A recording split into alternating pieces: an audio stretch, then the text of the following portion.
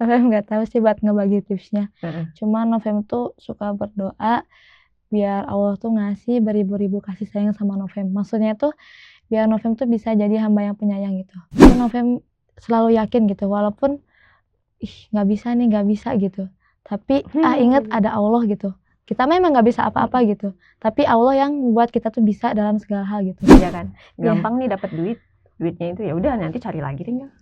Tapi kalau kita susah nih ngafal Quran, kita tahu susahnya memperjuangkan menghafalkan Al-Quran, nangis, begadang, dimarahin misalnya, dihukum ya misalnya.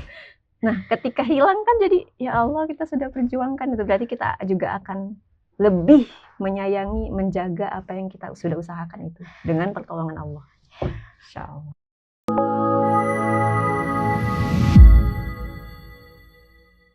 Assalamualaikum warahmatullahi wabarakatuh, sahabat Al-Fat dimanapun berada. Sekarang kita berjumpa lagi di melanjutkan episode yang kemarin ya, episode akhwat yang pertama kemarin sama Karana. Sekarang kita kedatangan tamu yang tidak kalah spesial. Selamat datang Kak Novemrin. Apa namanya ya Allah? Siapa nama lengkapmu? Novemrin Ghazani Ihsan Al-Hasan. Novemrin Ghazani Ihsan Al-Hasan. Oke, Assalamualaikum Kak Novem. Waalaikumsalam. Oke, seperti karena kemarin kita pengen bahas nama dulu deh. Apa sih arti namanya Kak Novem yang tadi sepanjang itu? Novemrin itu pertama kali baca namanya. Wah, ini keren banget namanya. Bulan November, Rin hujan. Apakah ada kaitannya dengan kelahiran? Ya, Masya Allah. Kebetulan waktu Novem lahir tuh kondisinya emang lagi ya seperti itu di bulan November waktu lagi hujan gitu. Tapi itu sebenarnya nama yang ini tuh tanpa direncanakan gitu. Jadi Abi Novem tuh langsung ngide-ngide, langsung buat pas ditanya siapa nama anaknya gitu. Terus langsung dijawab sama Abi tuh. Padahal nggak ada rencana sama ibu tuh. Tapi keren loh, bisa November ini, ya bagus. Terus yang lainnya? Ghazani tuh baru kemarin sama Ustaz Soleh sih. Dikasih tahu artinya tuh perangi aku. Apa? Perangi aku. Perangi aku. Perangi aku. Perangi aku. Oke. Sebelumnya Rahim nggak tahu itu Ghazani. artinya apa gitu. Femrin Ghazani. Okay. Terus gimana tuh jadinya namanya? Nggak tahu. Pada bulan November ketika hujan turun, siapa yang memerangimu? Terus lanjut aja apa? Ihsan Al-Hasan. Apa ya Ihsan Al-Hasan tuh? Kebaikan apa ya? Ihsan ya, berbuat baik. Seolah-olah kita dilihat Allah atau seolah-olah kita melihat Allah. Iya. Hasan. Hasannya. Ya, kebaikan bisa ya. Sama kebaikan. Kayak sebuah pengharapan juga gitu. Tapi itu di balik itu mungkin ada yang lain gitu. Ya, ada yang lain juga dari Abi. Cuman Novem nggak tahu gimana jelasinnya. Oke. Nah, dari nama yang Masya Allah itu dan Kak Novem di sini kan nggak ngondok sendiri ya sama adiknya juga, adik kakak? Adik ya di Ikhwan. Iya. Gitu. Itu dua bersaudara, ada yang lain? Ada satu kakak. Oke, berarti 3. Iya. Oke, 3 bersaudara. Mau tahu dong keluarganya Novem kayak gimana? Apakah memang menekankan Al-Quran gitu? Dari keluarganya, pendidikan agama seperti apa? Enggak sih, di keluarga tuh dulu tuh termasuk yang awam. Cuman tuh alhamdulillah gitu Novem sama adik Novem bisa ada sama ibu gitu. Ibu tuh dulu juga sama orang awam tapi hijrah gitu. Nyari-nyari mendalami ilmu agama dan alhamdulillah gitu nemu. Terus ya kayak bukan nyuruh. Ya pasti semua orang Islam pasti harus gitu berpegang teguh sama Al-Quran gitu. Ya terus dikasih tahu kalau Al-Quran itu kalau misalnya kalian ngafal 30 juz tuh bisa ngasih mahkota sama orang tua gitu. Sebagai petunjuk juga gitu buat hidup kalian kayak gitu. Bukan buat ibu tapi buat kalian kayak gitu. Keren banget. Iya, betul. Karena kan ya memang itu motivasi nih kita mahkota untuk kedua orang tua, tapi tetap lagi untuk kita sendiri ya ujung-ujungnya gitu kan, untuk ya kebahagiaan kita memberikan mahkota untuk mereka juga kita sendiri yang merasakan gitu kan. Jadi menjadi syafaat lah untuk orang tua, Masya Allah. Dan Yang menarik dari Novem ini teman-teman, jadi waktu kita kelas ekskul itu, saya masih ingat. Novem menyebutkan bahwa punya apa ya, hobi apa? Bekam. Iya, Ya, cita-cita. suka cita-cita bekam. Itu kenapa? Bekam ini. Novem tuh dulu waktu kecil tuh sering ikut ibu berbekam. Oh, jadi ibu kan hijrah nih. Iya. Oh, jadi ketika ibu hijrah ketemu juga baru mengenal bekam atau sebelum hijrah mengenal bekam? Itu kurang tahu sih Kurang kalau tahu. itu. Oh, tapi akhirnya emang ibu menggeluti lah gitu ya di situ. Ya, itu tuh keinginan Novem dari SD gitu. Dulu tuh pernah juga sempat pengen jadi astronot, tapi gak mungkin gitu karena Novem perempuan terus pakai kerudung juga gitu. Nah, terus Novem di luar angkasa melayang gitu.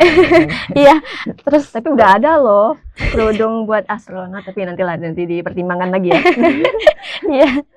Tapi Novem pilih bekam juga karena dia Tibun Nabawi gitu. Novem juga pengen menjaga sunah-sunahnya Nabi gitu. Terus biar bisa ngebekam ibu. Jadi ibu nggak usah bekam-bekam yang lain kayak gitu. Di tempat lain maksudnya. Jadi nggak apa namanya, ibu ngebekam orang, tapi ketika mau bekam kemana gitu ya, jadi ke Novem gitu ya. Tapi udah belajar? Baru otodidak doang. Baru otodidak. Ya, alhamdulillah. Insya Allah lah nanti di Alfat ya. Amin. Gitu, oke. Dan yang menarik dari Kak Novem ini, sebelum itu deh, sebelum bahas tentang anak-anak ya, jadi kita mau bahas tentang menghafal dulu nih. Berarti sebelum di Alfat pernah menghafal sebelumnya? Pernah. Di? Novem tuh udah dipondokin itu dari SD. Dari SD? Iya, dari SD kelas 2. SD kelas 2? Iya. Oh, pondoknya pondok ini ya? Ada sekolah juga, ada pelajaran juga gitu? Enggak, dia tuh pondoknya lebih ke yayasan sih. Dia tuh mondok tapi sekolahnya tuh di tempat lain. Oh, sih. SD-nya di tempat lain gitu. Oke, itu ngafal? Di situ ngafal. Berarti ke Alfat sudah bawa tabungan? Sudah, alhamdulillah. Berapa tuh tabungannya? 10 juz, alhamdulillah. 10 juz, Masya Allah. Berarti, kayak pertanyaan yang sama. Apakah dengan punya tabungan, mondok, menghafalnya jadi lebih mudah? Enggak juga sih. Enggak juga. Novem tuh termasuk yang boleh mungkin ngafal kalau lagi mood cepet gitu. Tapi kalau murojaah perjuangan gitu. Masya Allah, perjuangan banget buat pertahanin hafalan itu gitu. Lumayan sulit. Jadi untuk menghafal itu mood. Apa yang buat Kak Novem tuh, ini aku semangat banget mau ngafal, mood banget tuh ngafal? Ada nggak? Kak Novem ada nggak kayak memeriksa gitu, mempelajari diri gitu? Oh, ini tuh yang bikin aku tuh jadi semangat, yang bikin aku jadi mood ngafal tuh ini. Gak tahu sih, biasanya Novem kalau ngafal tuh lebih seneng kalau lihat artinya gitu. Lihat artinya? Iya. Kalau misalnya artinya dia mudah difahami gitu, dia enak ngafalnya. Tapi kalau misalnya terlalu berbelit, kadang Novem, aduh ini gimana nyocokinnya gitu. Terlalu berat ya? Iya, sulit gitu. Kalau misalnya artinya kita paham tuh, jadi ketika ngafal tuh kayak ngomong aja ya? Iya, ya kan? enak kayak banget. Ngomong gitu. Jadi kayak kita ngomong nih, kita tahu nih kata selanjutnya apa. Iya, kita tahu kalimat selanjutnya apa kayak gitu, karena kita paham gitu, dan kita tahu apa yang mau kita sampaikan gitu aja. Relate sih itu artinya. Tapi kalau artinya berat, itulah kenapa berarti Kak Novem harus lanjut terus supaya yang berat-berat ini akhirnya Kak Novem juga paham dan nanti jadi semuanya jadi mood gitu. Gitu. Emang itu sih. Dan namanya proses kan. Mungkin sekarang masih berat gitu. Jadi ya kita pelan-pelan lah kita nanti lanjutkan lagi pelajarannya. Oke. Nah, selama proses menghafalnya tadi murojaah yang sulit ya. Berarti persiapan tasmi. Udah tasmi 5 juz? Alhamdulillah. 10 juz sudah ya? Belum. Oh, belum. Lagi persiapan? Lagi persiapan. Oke. 5 juz tuh yang tadi katakan Novem nih kan susah banget tuh murojaah. Tapi akhirnya bisa. Ya. Dan kemarin juga sempat cerita tuh ya, sampai aduh gimana nih gak bisa gitu ya. Sampai curhat juga kan ke Umi ya. Iya. Gimana? Ceritain deh, teman-teman pasti juga pengen tahu. Novem tuh di sini tasmi 5 juz tuh 2 kali. 5 juz yang belakang sama 5 juz awal. 5 juz yang belakang nih, yang pertama tuh itu dadakan banget. Lagi dijenguk terus tiba-tiba ibu nagih. Besok ya tasmi gitu. Novem nggak bisa dong ngejanjiin itu, gak mau gitu, gak mau. Awalnya kan emang gak yakin loh, waktunya cuma sedikit gitu. Terus malamnya waktu holakoh, ustadzah minta juga, tasmi ya persiapan minggu ini. Ya udah, gak bisa nolak nih, soalnya udah ada dua pihak gitu yang minta, dari orang tua sama ustadzah. Novem coba persiapin selama seminggu itu, naik turun, gak yakin gitu. Terus maju mundur terus, ustadzah Novem bisa nggak ya? Terus ustadzah tuh ngomong gini, ustadzah aja yakin kamu bisa, kenapa kamu nggak bisa ngeyakinin diri kamu, kayak gitu. Allah tuh pasti bakal ngasih kemudahan, cobain dulu, minta tolong dulu sama Allah, banyakin ikhtiar, banyakin doa, gitu. Terus di Novem juga banyak nangisnya, tapi Novem nikmatin gitu. Dan alhamdulillah dengan izinnya Allah, Novem bisa tasmi di minggu itu juga. Yang awalnya kayak nggak yakin gitu, bimbang gitu, deg-degan lah, nggak yakin gitu. Dan Kak Novem itu sempat dimundurin kan kalau nggak salah, sempat maju dan berapa juz gitu, ya nggak sih? Alhamdulillah belum. Oh belum ya. Oke. Berarti awalnya itu memang nggak siap banget lah istilahnya, nggak siap banget. Dan salah ya, kayaknya orang lain gitu. Ya, berarti nggak siap banget. Dan tiba-tiba di hari itu, di pekan itu siap. Ya alhamdulillah di situ. Tapi maksudnya Kak Novem juga nggak tahu nih, maksudnya kan kalau kita nih ada perasaan udah siap nih gitu. Tapi Kak Novem tuh ada nggak yakin. Iya, nggak yakin terus. Iya. Tapi sih ketika tasmi lancar kan? Alhamdulillah lancar. Wow. Menurut Kak Novem tuh doa siapa? Orang tua. Terus minta sama tolong ustadzah juga doain gitu. Terus sama teman-teman, Novem mintain doa semuanya. Karena itulah ya, menghafal Quran tuh emang nggak dari kita gitu ya. Betul loh. Dan yang dari cerita Kak Novem tadi kan, dukungan orang tua, dukungan guru, penting banget gitu. Kalau nggak punya guru tuh, kayaknya mungkin tadi punya orang tua nih baru dorongan orang tua, nggak ada dorongan guru kayaknya kurang deh, dorongannya kurang kuat ya, nggak maju gitu. Tapi didorong lagi akhirnya maju. Nah itu pentingnya punya guru. Kemudian tadi doa gitu ya, doa orang tua, doa guru, doa teman-teman. Ya, jadi dengan kayak gitu tuh kita jadi lebih, ya hafalan ini bukan karena usahaku gitu, tapi karena pertolongan Allah dan dukungan orang-orang yang sayang sama kita, insyaallah. Dan Kak Novem ini teman-teman di Al-Fat gak hanya belajar, tapi Kak Novem juga mengajar. Usia sekarang berapa? 18 tahun. Sudah mulai mengajar. Mengajar siapa? Anak-anak ATA. Anak-anak apa? ATA itu apa panjangnya? Apa ya ATA? Ayo lo. Anak tahfidz Fatkah apa nggak tahu? Oh KTA. KTA apa tuh? Apa panjangnya? Lupa. Oke, nggak apa-apa dah. Nanti dicari tahu ya. Saking cintanya mengajar nih lupa jadi kepanjangan itunya ya. Oke. Kak Novem ngajar anak-anak.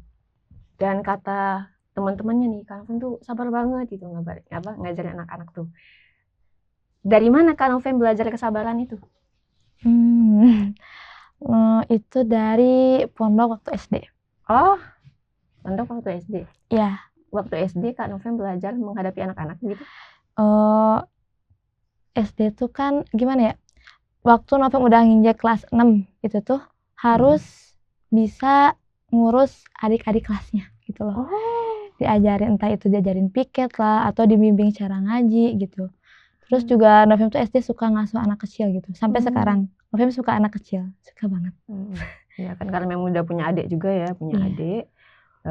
Terus di sekolah diarahinnya kayak gitu, nggak sekedar jadi kakak kelas ya kan. Biasanya kita kakak kelas tuh yang kasar kan ya, yang istilahnya menindas gitu. Tapi ini sekolahnya bagus, mendidik supaya kita membimbing adik-adik kita gitu. Jadi walaupun kita pun masih kecil ya kan, kelas 6 SD loh gitu, dan disuruh membimbing adik-adiknya itu masya Allah. Jadinya kan ke bawah ya, sampai sekarang kita jadi terlatih lah gitu menghadapi, nggak kaget lagi gitu menghadapi anak-anak itu karena sudah dibiasakan. Oke. Jadi ketika SD membimbing adik-adiknya, dan sekarang membimbing anak-anak membaca Al-Quran.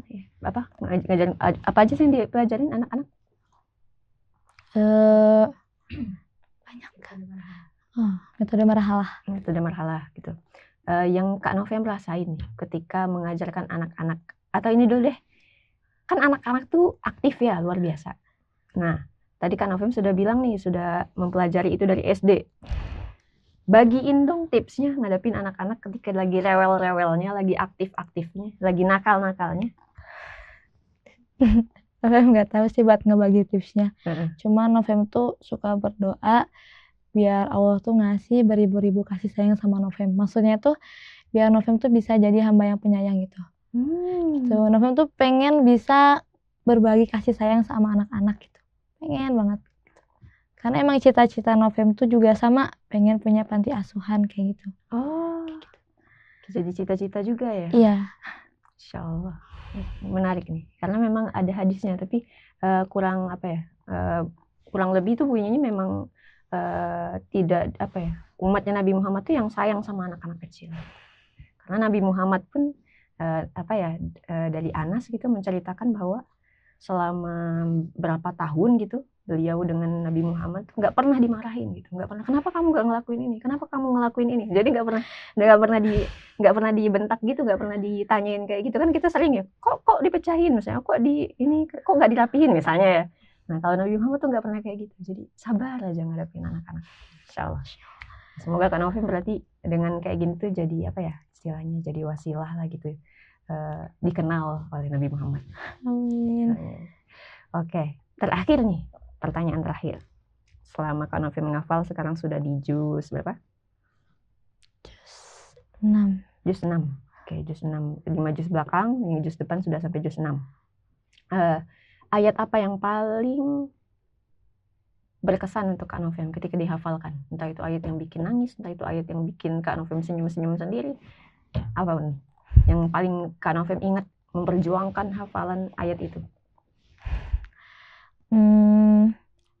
Novem tuh lebih ke surat favorit sih. Apa itu? Surat Asyar. Oke. Kenapa? Karena di situ ayatnya tuh ada bunyinya tuh sesungguhnya pada kesulitan ada kemudahan. Fa inna ma'al usri yusra. Inna ma'al usri yusra. Kenapa? Nah, dari ayat itu tuh Novem selalu yakin gitu, walaupun nggak bisa gitu. Tapi ingat ada Allah gitu. Kita memang nggak bisa apa-apa gitu. Tapi Allah yang membuat kita tuh bisa dalam segala hal gitu. Entah itu ya banyak hal gitu. Ya dari ayat itu yang Novem pegang gitu. Yakin terus sama Allah bisa gitu. Walaupun akhirnya gagal, jatuh berkali-kali, tapi ada hikmah di balik itu semua gitu.